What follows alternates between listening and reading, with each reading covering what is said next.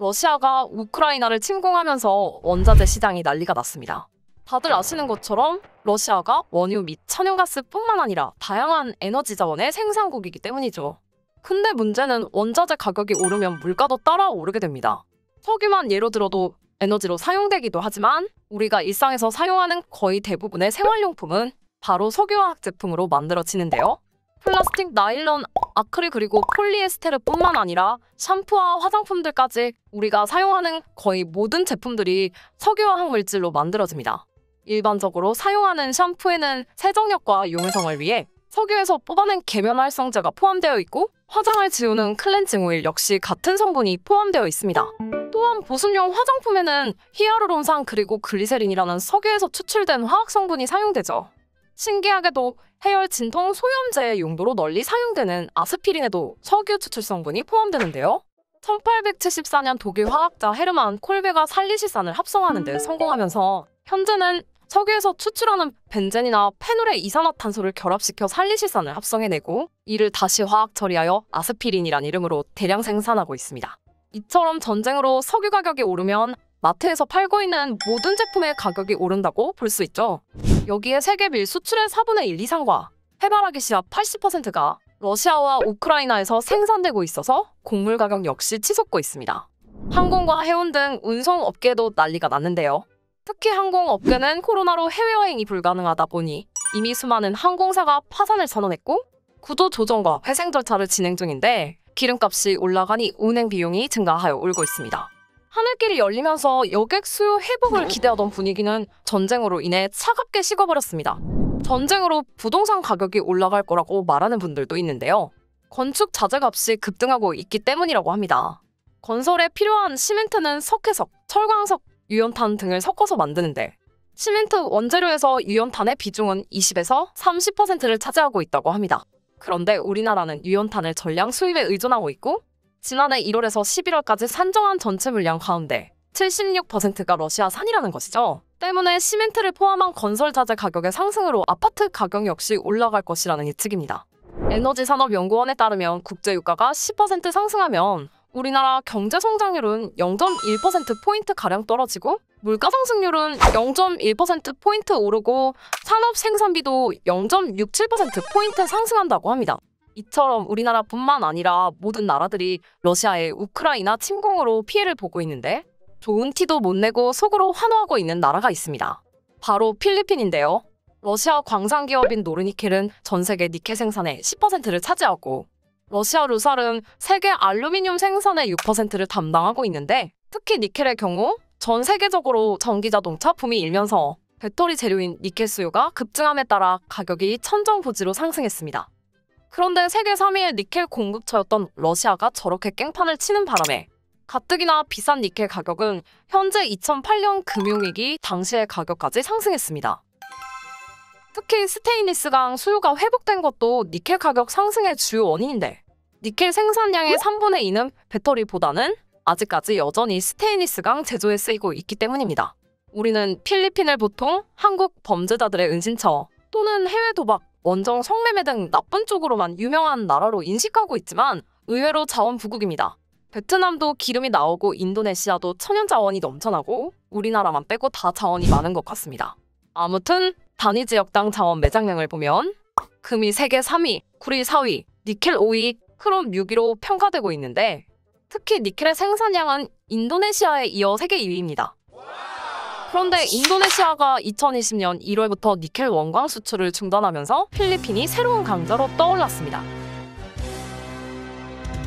필리핀은 그 유명한 두테르테 형님이 집권하면서 지난 2017년부터 환경오염 문제를 우려해 광석 개발을 제한하는 정책을 펼쳤고 실제로 2016년에서 2018년 동안 평균 니켈 생산량은 12% 감소했는데 우리의 두테르테 형님은 어김없이 돈이 된다 싶으니까 바로 말을 바꿔서 자국 내 산업을 육성하는 차원에서 규제를 완화하고 니켈 산업 로드맵을 계획하겠다고 하십니다.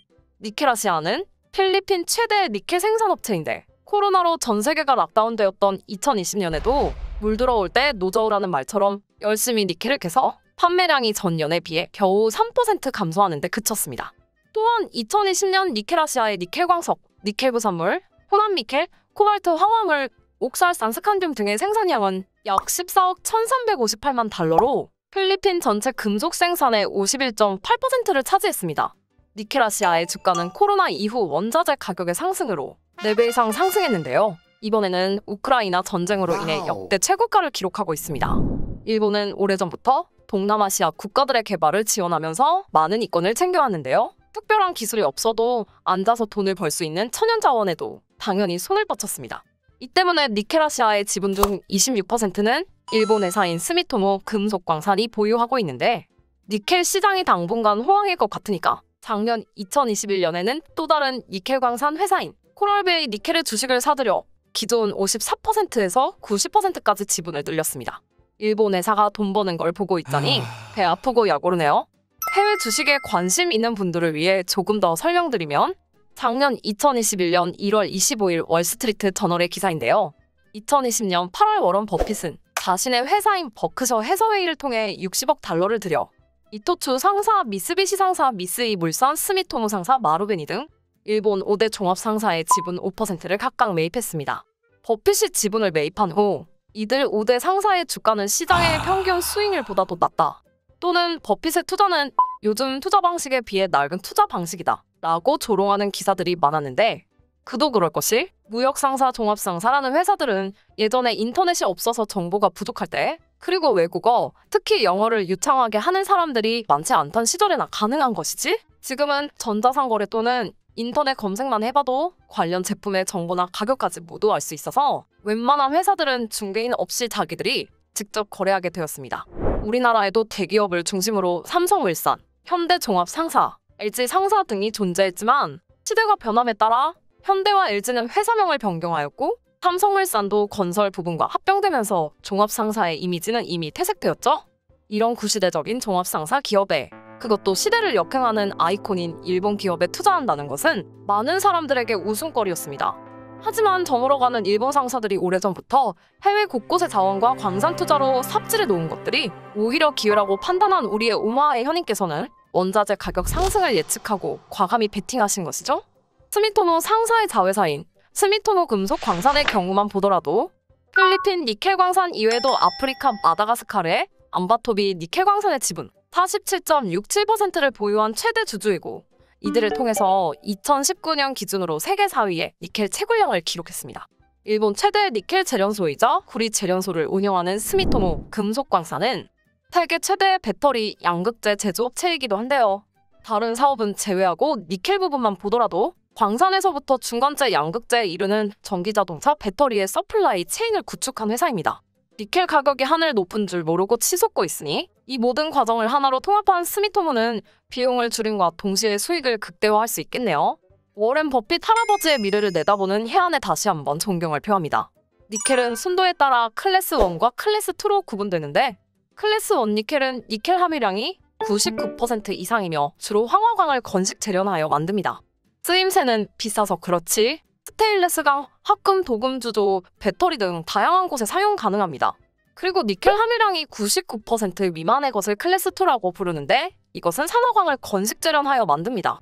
이들 중에서 다시 니켈 함유량이 15에서 45%는 페로니켈, 1에서 17%는 니켈 선철이라고 부르는데, 다양한 용도로 쓰이는 클래스 1 니켈과는 달리 클래스 2 니켈은 순도가 낮아서 대부분 스테인레스강 생산에만 사용됩니다.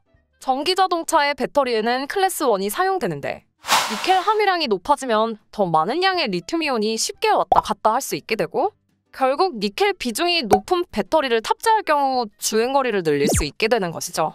또한 높은 니켈 함량은 상대적으로 가격이 비싼 코발트 함량을 줄일 수 있다는 장점도 있습니다. 앞서 말씀드린 것처럼 니켈 광석에는 산화광과 황화광이 있는데, 황화광은 캐나다, 러시아, 핀란드, 호주, 남아프리카 공화국 등에 분포되어 있고, 산화광은 뉴칼레도니아, 호주, 인도네시아, 쿠바, 필리핀 등 적도 지역에 주로 분포되어 있습니다. 문제는 황화광이 전기차, 배터리 제조에 사용되므로 우크라이나 전쟁으로 인해 러시아의 배터리용 니켈 공급이 중단되어 가격이 오르는 것이죠. 니켈의 사용이 급증한 것은 중국 때문인데요. 2000년 이후 중국의 폭발적인 경제 발전은 스테인레스강 수요로 이어졌습니다. 스테인레스강은 녹이 잘 슬지 않고 저렴한 가격 때문에 주방용품뿐만 아니라 산업용으로도 많이 사용되는데, 이러한 스테인리스 강에는 니켈 함유량이 낮은 페로니켈이나 니켈 선철이 사용되죠. 2001년 73만 톤이었던 중국의 스테인리스 강 생산량은 2007년 720만 톤으로 연평균 46%가 증가하여 6년 만에 10배 급증하였습니다. 이 때문에 수요가 적은 황화광 광산보다는 저품질의 산화광 광산 개발에 집중하게 되는데 2018년부터 전기차 시장이 성장함에 따라 갑자기 고품질의 니켈 수요가 증가하기 시작합니다. 하지만 광산 개발이라는 것이 공장에서 물건을 찍어내듯이 쉬운 것도 아니고 신규 광산을 개발하는 비용도 만만치 않습니다. 그래서 고압산 침출법이라는 방식이 개발됩니다. 기존의 저품질의 니켈을 생산하던 산화광에서 순도가 높은 니켈을 추출하는 방법인데 인도네시아가 니켈 광석의 수출을 금지한 이유도 배터리 산업이 각광받기 시작하자 아직 가공이 안 돼서 상대적으로 저렴한 원석만 가져가지 말고 HPAL 기술을 사용하는 재련소를 지으라는 것입니다. 이대로만 된다면 앞으로 인도네시아도 이 기술을 습득하게 될 것이고 미래에는 포스코처럼 최고 기술의 재련소를 갖게 될 수도 있겠네요. 이미 코로나로 경험했듯이 전 세계는 하나로 연결되어 있어서 세계 곳곳에서 일어나는 일들이 나비 효과가 되어 우리에게 다가옵니다. 우크라이나 전쟁도 빠른 시일 내에 해결되지 않는다면 우리나라가 받는 피해도 그만큼 커지겠죠. 전쟁도 빨리 끝나고 인플레이션도 좀 잠잠해져서 편안한 세상이 되었으면 좋겠습니다. 지금까지 시청해주셔서 감사합니다.